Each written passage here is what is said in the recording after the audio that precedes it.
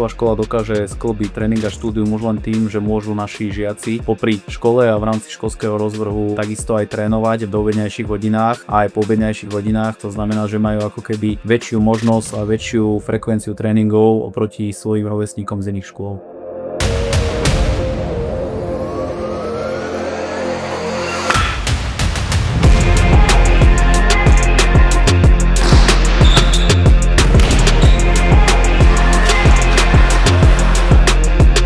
Bez individuálneho prístupu dnes športový tréning ani nemôže fungovať. Tí tréneri sú vysoko kvalifikovaní, väčšina z nich sú bývalí športovci, to znamená, že ten svoj tréningový proces prispôsobujú momentálnym potrebám daného športovca, takže každý má individuálny prístup toho svojho trénera. Chcela som sa zlepšovať v mojom športe a vedela som, že v Trenčíne je táto škola veľmi populárna. Výborní tréneri pomáhajú nám vždycky, keď môžu, aj o osobných veciach, vieme sa s nimi porozprávať o všetkom. Najviac sa mi páči asi možnosť regenerácie, keďže naša škola má dosahu fyzioterapeutov. Kolektív na škole vnímam veľmi dobre, našiel som tu veľa nových kamarátov, medzi tým som si našiel aj priateľku.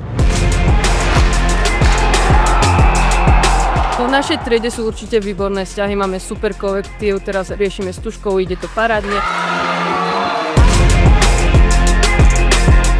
Ja si myslím, že vždycky sa tu cíti fajn partia ľudí a s tým, že všetci sme športovci, tak bude to podľa mňa vždycky úplne pohode. Poď medzi nás! Športuj a študuj!